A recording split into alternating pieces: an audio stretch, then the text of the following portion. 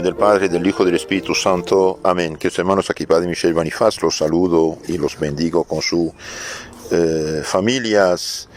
Continuamos nuestro curso de la vida interior, las 3 edades de la vida interior, por el Padre Garrigou Lagrange, capítulo 2 del tomo 1, la vida interior y la conversación íntima con Dios.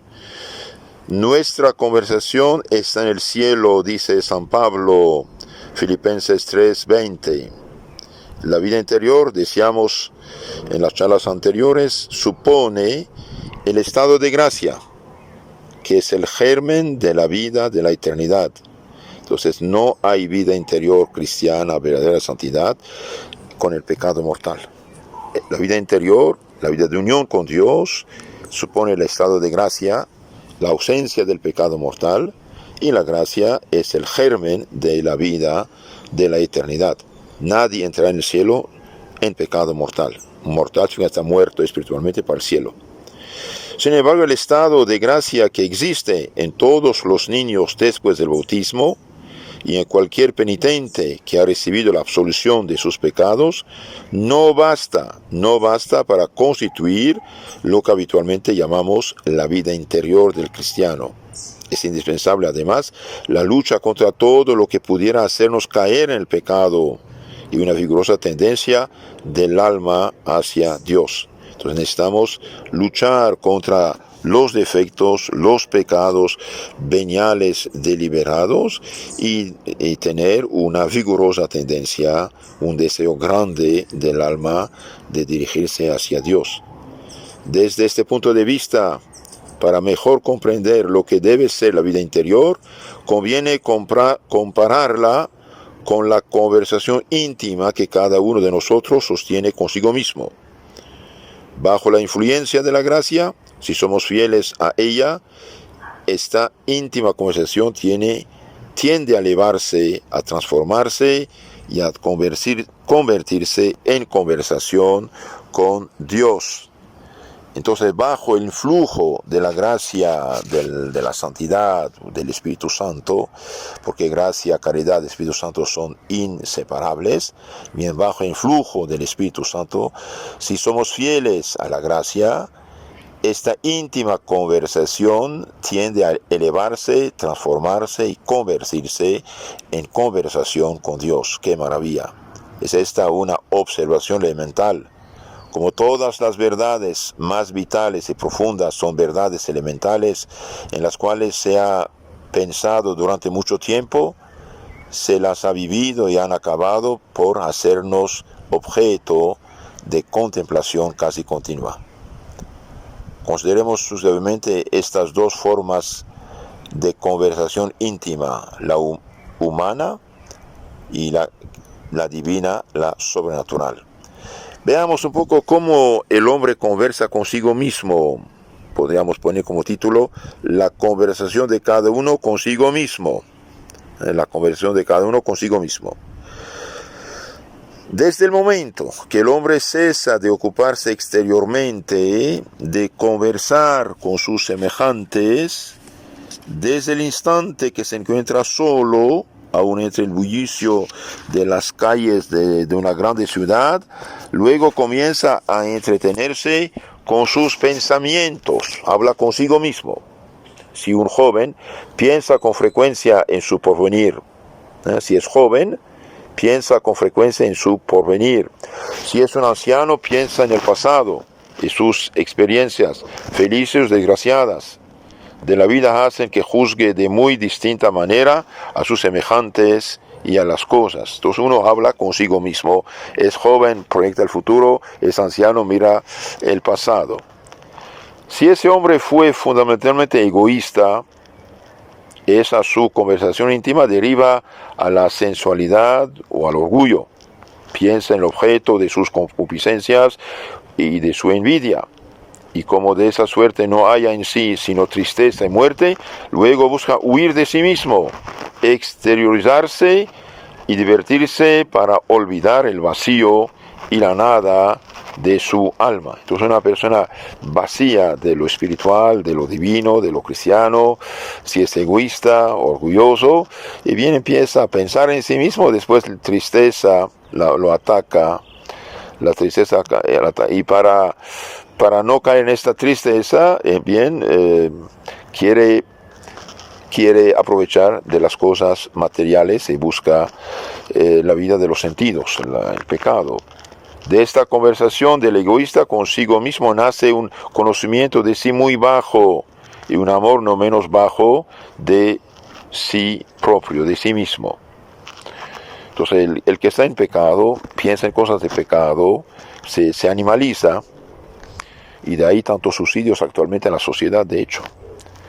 Se ocupa ese tal de la parte sensitiva de su alma, de lo que es común al hombre y al animal. Tiene goces sensibles, tristezas sensibles, según que haga bueno o mal tiempo, según que gane o pierda en los juegos de azar. Se ve envuelto en deseos y aversiones de la misma naturaleza, y cuando se le contraría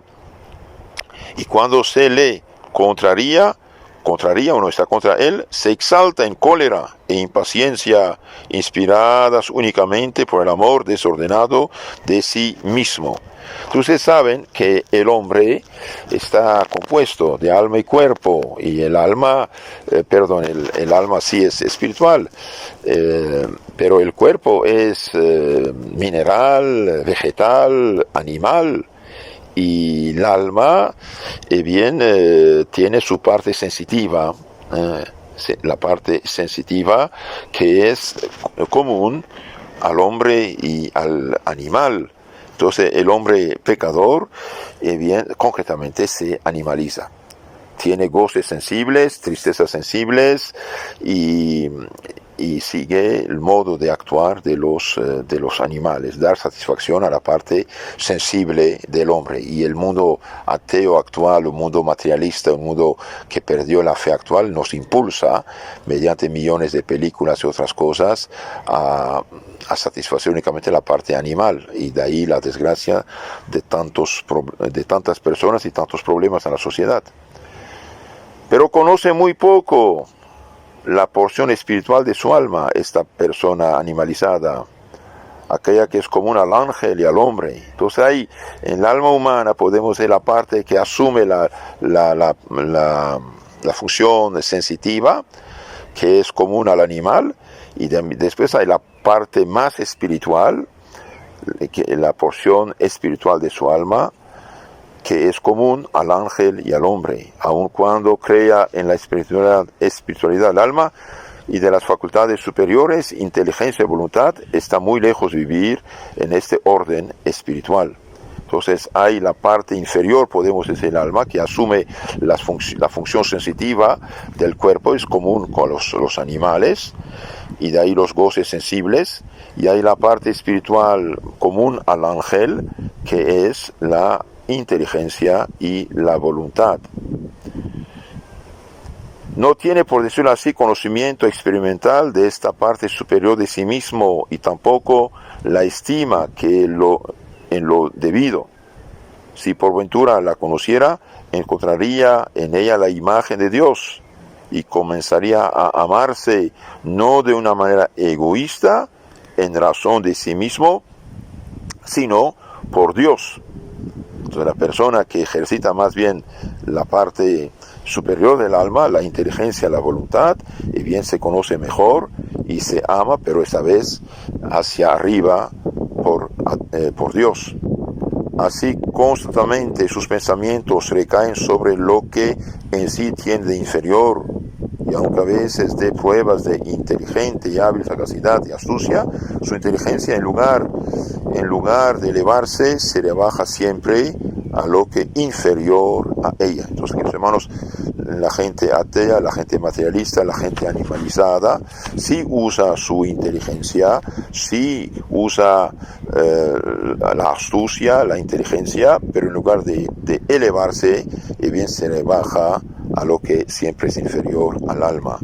Fue creada el alma para contemplar a Dios, verdad suprema, y se deja envolver en el error obstinándose a veces en defenderlo con gran ahínco. No solamente el alma del hombre materialista, egoísta, pecador, no se eleva a Dios, sino se apega al error, se envuelve en el error, se obstina el error y defiende el error con gran ánimo. Cuando la vida no está a la altura del pensamiento, el pensamiento desciende hacia el nivel de la vida que ha hecho, ha dicho alguien. Entonces, cuando la vida de uno no está en la altura del pensamiento, de lo espiritual, bien, el pensamiento desciende hasta el nivel de la vida, ha dicho alguien, y totalmente tiene razón. Y alguien dijo, cuando un católico no vive según sus principios, y bien poco a poco los abandona y lo hace lo que llamamos liberal, indiferente, relativista. Y así todo decae. Las cosas altas, las más altas convicciones se apagan hasta extinguirse.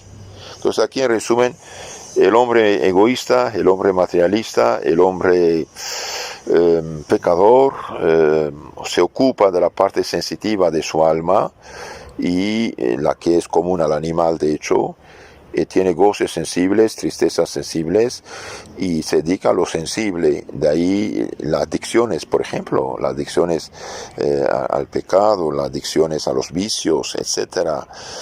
Sí usa su inteligencia, pero la usa para rebajarla y no para elevarla. Esta es la persona que no tiene vida espiritual y que vive en pecado. La conversación íntima del egoísta consigo mismo conduce hacia la muerte y no a la vida interior, a la muerte espiritual y no a la vida interior. Su amor propio lo lleva a pretender hacerse centro de todo, egoísmo, a reducir todo a sí, las personas y las cosas. Y como esto es imposible, pronto cae en el desencanto y en el disgusto. ¿Por qué? Porque no es normal. Su amor propio, su egoísmo lo lleva a pretender hacerse centro de todo, a reducir todo a sí, las personas y las cosas, el mundo. Y como esto es imposible, que todo se someta a su capricho, pronto esta persona cae en el desencanto y el disgusto. Se hace insoportable a sí y a los demás y termina aborreciéndose por haber querido amarse sin medida. A veces acaba aborreciendo la vida por haber anhelado por lo que la vida tiene de inferior. Sí, el hombre inferior, el hombre animalizado termina muy mal. La injusticia, los pecados y hasta a veces el suicidio. Nunca hubo tantos suicidios como ahora. Entonces podemos resumir todo esto: felicidad y pecado, felicidad y egoísmo, felicidad e injusticia no pueden coexistir consigo mismo. El hombre que usa la parte, digamos, sensible de su alma, la parte que es común a los animales, se animaliza, se hace egoísta, se hace injusto, se hace malo y finalmente acaba muy triste y decepcionado, desanimado. Continuamos, dice el padre Garrigou-Lagrange. Si aún no estando en estado de gracia, otro tipo de persona, si aún no estando en estado de gracia comienza el hombre a buscar el bien, su conversación consigo mismo es ya totalmente diferente. Entonces, una persona que está en pecado, bien, es hombre, tiene alma inmortal, tiene inteligencia, tiene voluntad, y este hombre, usando bien su inteligencia y su voluntad, busca lo bueno, y bien, su conversación consigo mismo, sus pensamientos serán diferentes. Piensa, por ejemplo, esta persona, qué cosas son necesarias para vivir honestamente y hacer vivir así a los suyos. Siente por esto graves preocupaciones, comprende su debilidad y la necesidad de poner su confianza no en sí mismo, sino en Dios. Entonces esta persona, aunque esté en pecado, usa su inteligencia, que sabe que hay un Dios arriba y que el fin de la vida no es gozar de las cosas materiales y de los sentidos como los animales. Este hombre todavía en pecado mortal puede Este hombre todavía en pecado mortal puede conservar la fe cristiana y la esperanza. que subsisten en nosotros aún después de perder la caridad, mientras nuestro pecado no haya sido de incredulidad, presunción u desesperación. Entonces, supongamos un bautizado en pecado mortal, pero todavía conserva la fe, conserva la esperanza. Entonces, incluso por haber perdido la caridad, perdió el Espíritu Santo, pero su fe existe, y su fe precisamente lo impulsa a acercarse a Dios, a rezar a Dios y finalmente a confesarse y recuperar la gracia, la caridad y el Espíritu Santo. Entonces el cristiano en pecado mortal, mientras no hace pecado de incredulidad, pecado de presunción o desesperación, bien tiene fe. Y al tener fe, se acerca a Dios, se confiesa, se arrepiente y recupera la gracia y la santidad. Hago aquí una paréntesis. La herejía destruye la fe del cristiano. Entonces la fe divina y católica que tenía, bien la pierde y la reemplaza una fe subjestivista humana.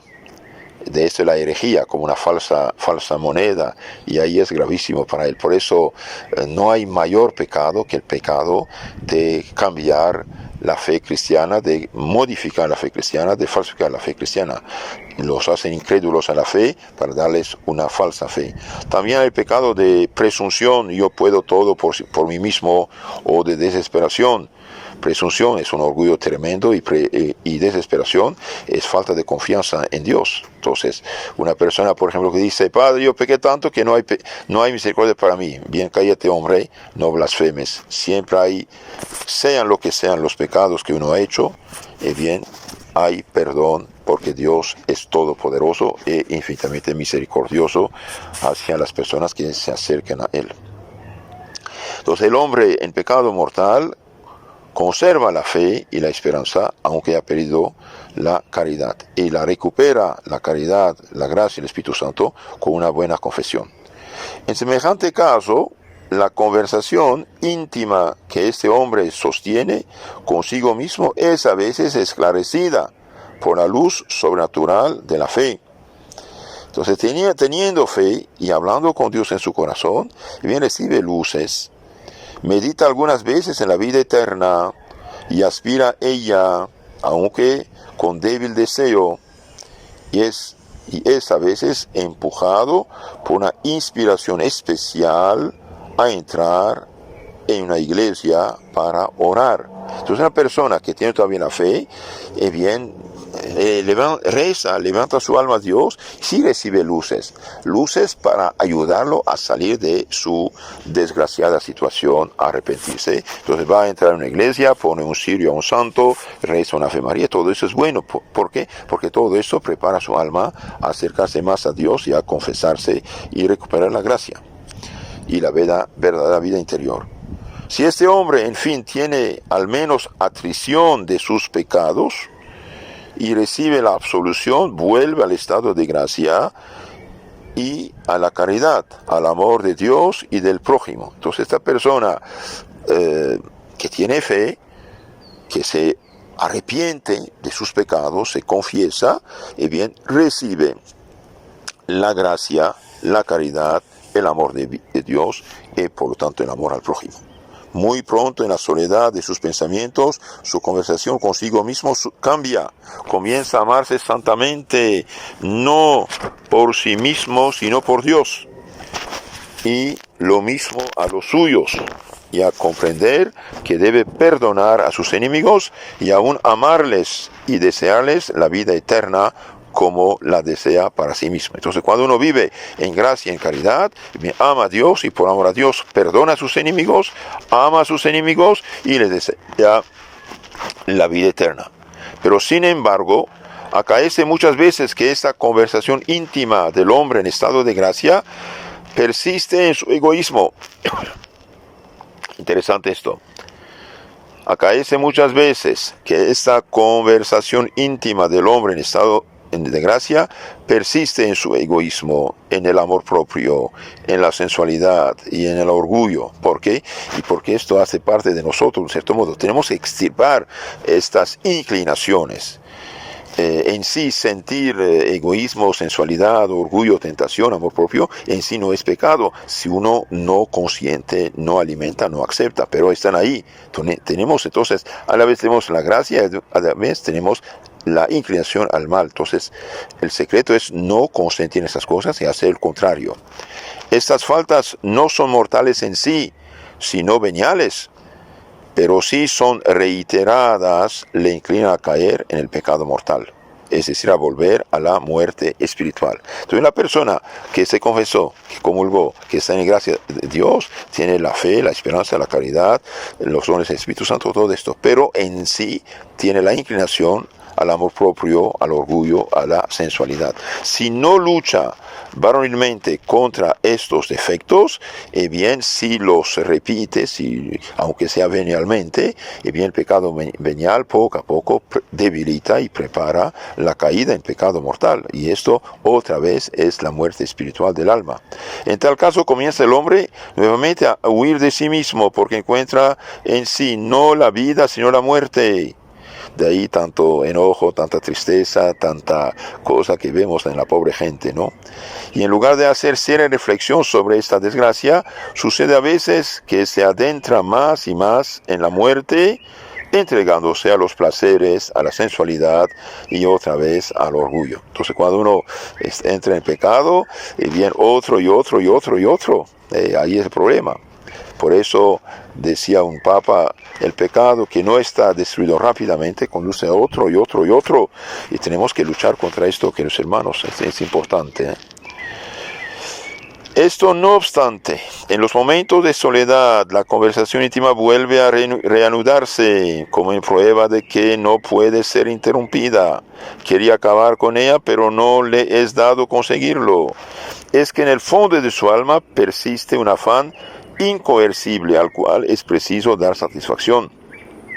Pero ese afán y ese deseo solo Dios puede llenarlos, y les será preciso entrar de lleno en el camino que conduce a Dios.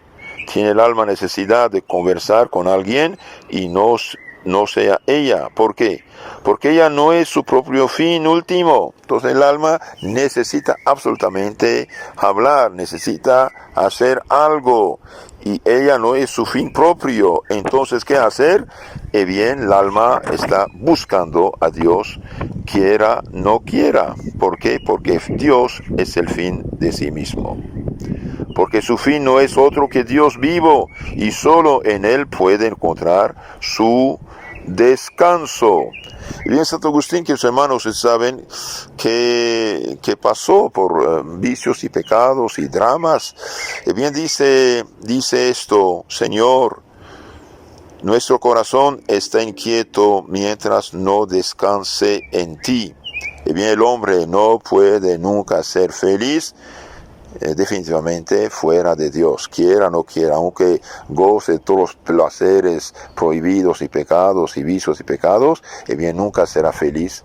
¿Por qué? Porque su felicidad real está en Dios. Nuestro corazón está inquieto, perturbado, mientras no descansa en ti. Esta es la prueba de la existencia de Dios por deseo natural de la felicidad verdadera y perdurable, que solo puede encontrarse en el soberano bien, siquiera imperfectamente conocido y amado sobre todas las cosas, más que nosotros mismos. Entonces, queridos hermanos, el hombre, decía, no puede ser feliz lejos de Dios, fuera de Dios, practicando el egoísmo y el pecado. Veamos ahora la conversación con Dios. Entonces hemos visto que el hombre animal, el hombre en pecado, busca la felicidad fuera de Dios y no está feliz. Entonces hay la parte animal del hombre, parte bruto podemos decir, la parte animal del hombre que da satisfacción a los placeres. Cuando piensa un poco más, cuando usa su voluntad, su inteligencia, bien, aunque en pecado todavía tiene fe, bien, se levanta hacia Dios y Dios le echa la mano, claro, y lo saca del pecado haciendo una buena confesión. Pero aunque en estado de gracia todavía subsiste en nosotros la sensibilidad, el orgullo, el amor propio, y bien, tenemos que luchar contra eso. Entonces, ser tentado no es pecado. Consentir, aceptar, el pecado es pecado. Entonces, el que siente tentaciones a pesar de confesarse y comulgar, no debe tener miedo, sino luchar contra esto y alejarse de las ocasiones del pecado para no perder la gracia. Ahora veamos la conversación interior con Dios. La vida interior es justamente una elevación y una transformación de la conversación íntima de cada cual consigo mismo, desde el momento que hay en ella tendencia a convertirse en conversación con Dios. Entonces la vida interior es una elevación, una transformación de la conversación íntima de cada cual consigo mismo, desde el momento que hay en ella una tendencia a convertirse en conversación con Dios, a hablar con Dios en su corazón. San Pablo dice, 1 Corintios 2:11, ¿quién de entre los hombres conoce lo que pasa en su interior, sino el espíritu del hombre mismo, que está dentro de cada uno? De igual manera, nadie conoce lo que sucede en Dios, sino el mismo espíritu de Dios. Entonces, ¿quién de entre los hombres conoce lo que pasa en su interior, sino el espíritu del mismo hombre que está dentro de cada uno? Entonces uno habla consigo mismo, dentro de sí mismo. Pero el Espíritu de Dios manifiesta progresivamente a las almas de buena voluntad lo que Dios desea de ellas. Muy interesante. El Espíritu Santo de Dios manifiesta poco a poco a las almas de buena voluntad lo que Dios desea de ellas y las gracias que quiere otorgarles. Ojalá fuéramos dignos de recibir con docilidad todo lo que Dios nos quiere dar.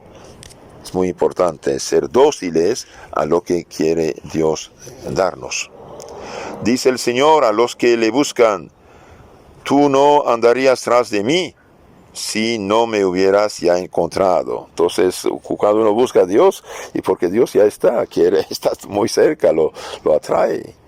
Esta gradual manifestación de Dios al alma que le busca no carece de lucha, ya que esa alma tiene que desprenderse de las ligaduras que son las consecuencias del pecado, haciendo desaparecer poco a poco lo que San Pablo llama el hombre viejo, para cambiarlo por el hombre interior.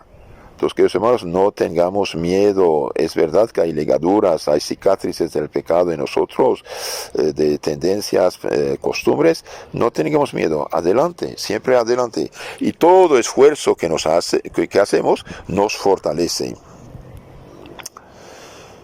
Este santo, San Pablo escribe a los Romanos 7:21, esta ley encuentro en mí.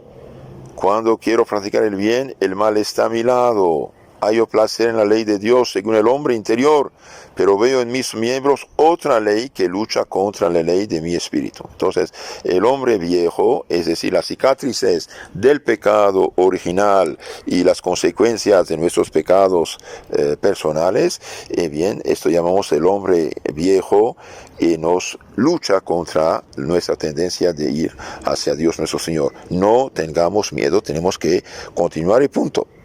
Lo que San Pablo llama el hombre interior es lo que hay de más elevado en nosotros, la razón esclarecida por la fe y la voluntad, que deben dominar la sensibilidad común al hombre y al animal. Noten esto. Entonces el hombre interior es lo que hay de más elevado en nosotros. Nuestra razón, iluminada, esclarecida por la fe y la voluntad, que deben dominar la sensibilidad común al hombre y al animal. Entonces, nosotros que conocemos, tenemos la fe, nuestra razón esclarecida, iluminada por la fe, y bien, debe dominar, conjunto con la voluntad, debe dominar la sensibilidad común al hombre y animal, la tendencia al mal, el pecado. Y San Pablo dice, no perdamos el ánimo, pues a medida que el hombre exterior se extingue en nosotros, el hombre interior se va renovando de día en día. Entonces, mientras más hacemos esfuerzo para vivir cristianamente, más las tendencias al mal se debilitan.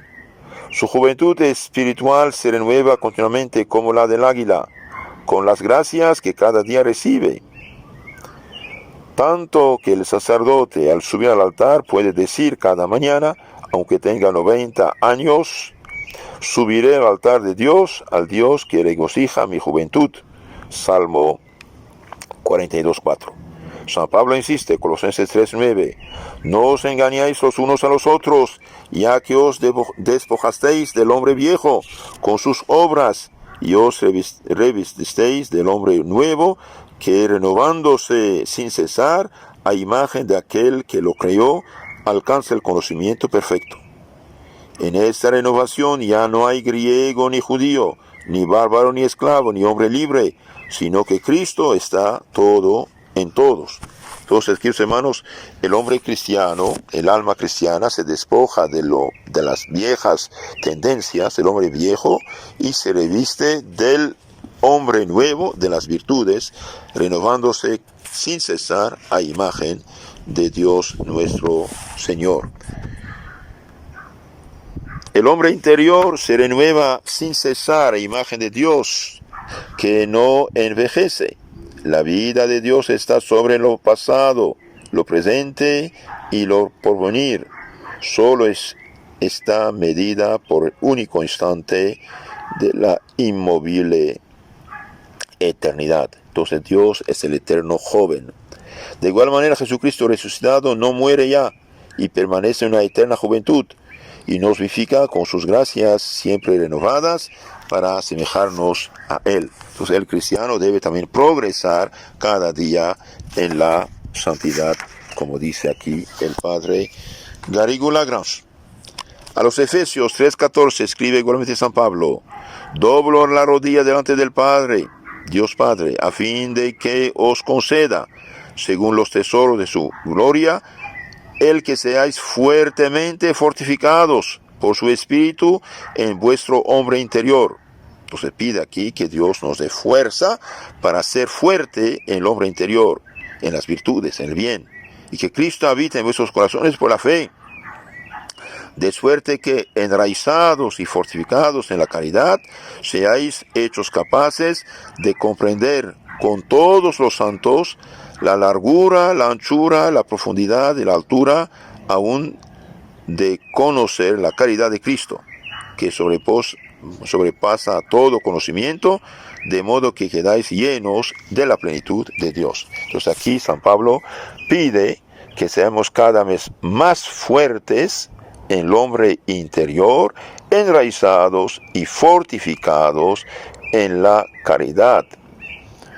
Esta es la vida interior en toda su profundidad, la que constantemente aspira a la contemplación de los misterios de Dios y de ellos se nutre en una unión cada día más íntima con Él. Ahora bien, esto está escrito no solamente para las almas privilegiadas, sino para todos los cristianos de Éfeso, asimismo para los de Corinto y para todos los cristianos de todos los siglos, que sean fortalecidos en nuestro espíritu, en el hombre interior, y enraizados, fortificados en la caridad, para que seamos imagen de Cristo en la tierra, verdaderos cristianos. Esta es la vida interior en toda su profundidad. Y San Pablo añade, renovaos en vuestro espíritu, en vuestros pensamientos, y aprended a vestiros del hombre nuevo, creado según Dios en justicia y santidad verdaderas. Id adelante en la caridad, en subir en santidad, caridad, a ejemplo de Cristo, que nos amó y se ofreció a Dios por nosotros en sacrificio y oblación de suave olor. Efesios 4:23 y 5:2. Entonces, queridos hermanos, tenemos que renovar nuestro espíritu. 1, vivir en estado de gracia habitual, claro. Y 2, tenemos que subir en santidad y no retroceder. Ahora, para continuar en esto, bien, debemos alejarnos de la contaminación, de todas estas malditas películas, telenovelas, series y estas cosas que nos hacen mundanos y nos animalizan en lugar de espiritualizarnos. El padre Garrigou Lagrange sigue diciendo: esclarecidos por estas palabras inspiradas que recuerdan lo que Jesús en las bienaventuranzas nos prometió y lo que nos donó al morir por nosotros, podemos definir la vida interior. Entonces aquí nos da la definición de lo que es vida interior, vida espiritualidad. La vida interior es una vida sobrenatural, divina, que por un verdadero espíritu de abnegación y de oración hace que aspiremos a la unión con Dios y nos conduce a ella. Repito, la vida interior, la vida espiritual cristiana, es una vida sobrenatural. Entonces supone el estado de gracia. Es una vida sobrenatural que por un verdadero espíritu de abnegación, contrario al egoísmo, y de oración, hace que aspiremos a la unión con Dios y nos conduce a esta unión. Esa vida comprende una fase en la que domina la purificación. No tenemos que purificarnos poco a poco de las inclinaciones al egoísmo, avaricia, orgullo, vanidad y todas esas cosas. Purificarse. Entonces, es normal cuando uno empieza una vida cristiana, tiene que eliminar, purificarse de tendencias malas o al menos inclinación al mal, aunque no sea pecado en sí, son las cicatrices del pecado original. Entonces, esta vida comprende una fase en la que domina la purificación. Otra, la iluminación progresiva en vista a la unión con Dios, como lo enseña toda la tradición, que ha distinguido así la vida purgativa o purificativa de los incipientes, de los que empiezan, y la vida iluminativa de los adelantados, y la vida unitiva de los perfectos. Entonces, en la vida espiritual hay 3 fases. La fase purificativa de lucha, de purificación, purgativa, en los incipientes, lo que empezamos. La vida iluminativa de los adelantados, finalmente la vida unitiva de los perfectos. Bien, empecemos, no hay de otra. Cuando uno hace una casa, tiene que excavar los cimientos, fundamentos, y después construir, y finalmente al final se termina. La vida interior pasa así a ser cada vez más una conversación con Dios, en la que poco a poco el hombre se desprende del egoísmo, del amor propio, de la sensualidad, del orgullo, y en la que por la frecuente oración pide al Señor las gracias, luces, siempre renovadas, de que se ve necesitado. El autor de la imitación de Cristo ya desde el primer capítulo enseña con gran precisión en qué consiste la vida interior con estas palabras: la doctrina de Jesucristo es superior a la de todos los santos, y el que poseyera su espíritu hallará en ella el maná escondido. Pero sucede que muchos, aunque a menudo oigan el Evangelio, se enfervorizan poco, porque no tienen el Espíritu de Cristo. El que deseare, pues, entender con perfección y complacencia las palabras de Cristo, procure conformar con él toda su vida. Entonces, para tener vida espiritual real, bien, debemos luchar contra egoísmo, amor propio, sensualidad, orgullo. De esta suerte comienza el hombre a conocer experimentalmente no ya solo la parte inferior de sí mismo, sino la porción más elevada. Sobre todo comienza a conocer a Dios de una manera vital, a tener experiencia de las cosas de Dios. Entonces no podemos subir a Dios si mantenemos en nosotros el egoísmo, amor propio, sensualidad y orgullo. No podemos. Entonces hace falta eliminar estos obstáculos para elevarse hacia Dios. Poco a poco el pensamiento de nuestro propio yo, hacia el cual hacemos convergir todas las cosas, cede lugar al pensamiento habitual de Dios. Y del mismo modo el amor egoísta de nosotros y de lo que hay en nosotros de menos noble se transforma progresivamente en amor de Dios y de las almas en Dios. La conversación interior cambia, tanto que San Pablo pudo decir, nuestra conversación es ya en el cielo, nuestra verdadera patria. Filipenses 3:20.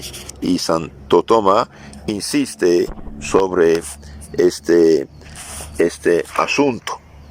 La vida interior es, pues, sobre todo, en un alma en estado de gracia, vida de humildad. Noten esto.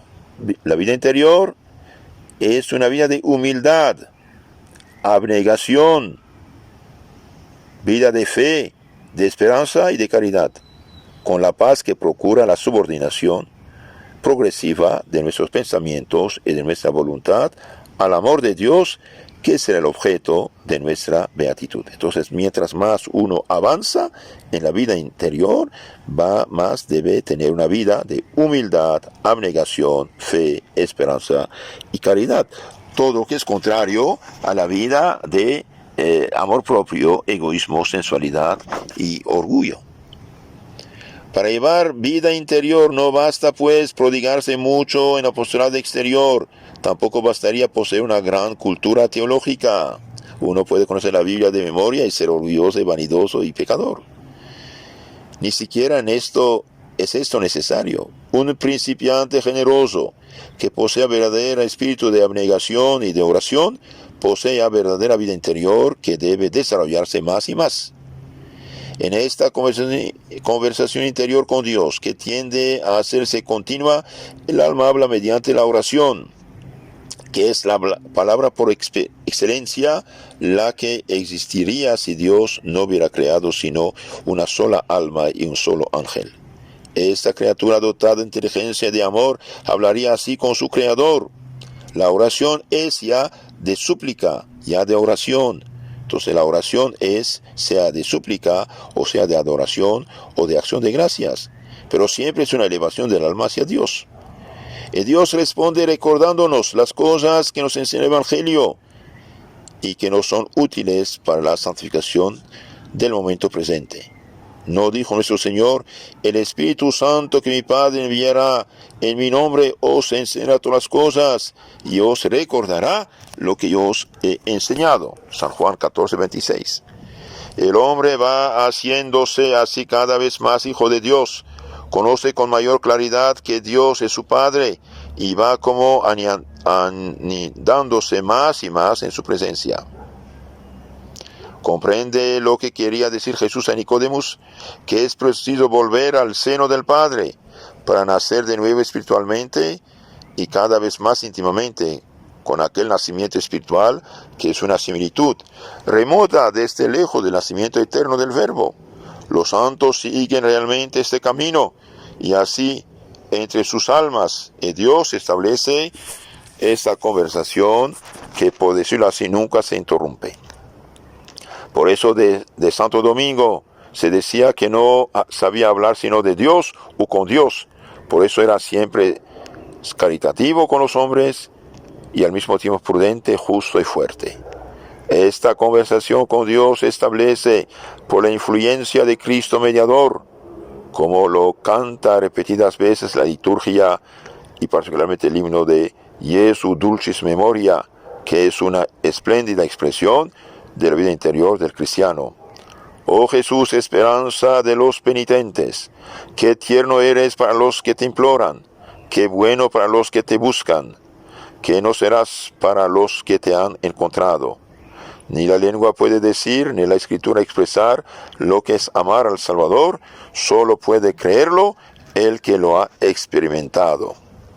Maravilloso. Seamos del número de aquellos que le buscan y a quienes se ha dicho: tú no me buscarías si no me hubieras encontrado. Entonces, queridos hermanos, la vida interior de unión con Dios nuestro Señor es un estado de un alma en estado de gracia, es vida de humildad, abnegación, fe, esperanza, caridad, con la paz que procura la subordinación progresiva de nuestros sentimientos y de nuestra voluntad al amor de Dios, que será el objeto de la beatitud. Entonces tenemos que luchar, por desgracia, contra la otra parte todavía en nosotros: egoísmo, amor propio, sensualidad, orgullo, injusticia, flojera y pereza. Entonces, pero todo esfuerzo que hacemos bien nos ayuda a progresar con el camino de Dios. Esto fue el capítulo 2 del libro Las tres edades de la vida interior del padre Garrigou Lagrange. Si Dios quiere, en la próxima charla hablaremos del organismo espiritual, algo muy hermoso, muy bonito. Que Dios los bendiga. En nombre del Padre, del Hijo, del Espíritu Santo. Amén.